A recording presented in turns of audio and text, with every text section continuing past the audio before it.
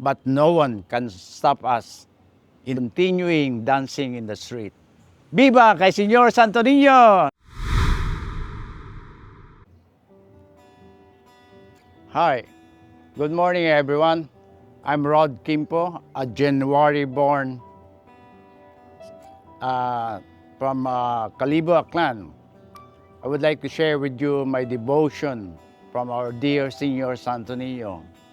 Since I was born in elementary, high school, and college, I always come home to do the panaad or devotion to our dear Senyor Santo Niño Kalibo Ate-Atihan Festival. I would like to share with you the story of our Senyor Santo Niño, my devotion.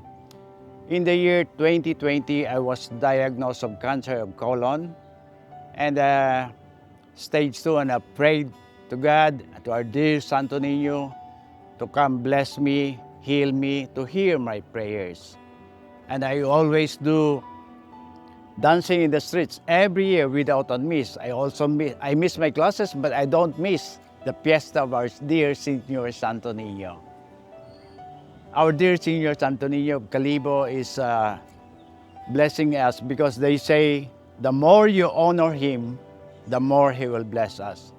And truly, I was blessed that from year 2020 now to the year January 2025, my doctor said to me, my oncologist, that I am now a cancer survivor. Thank you, our dear Santo Niño. And the story about this Santo Niño, this is the Brotherhood Caro.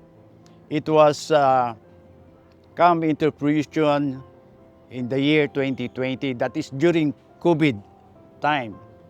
So it has been a long desire of our group to have our dear Santo Niño Caro for all the blessings that we have received, for all the graces that we have received.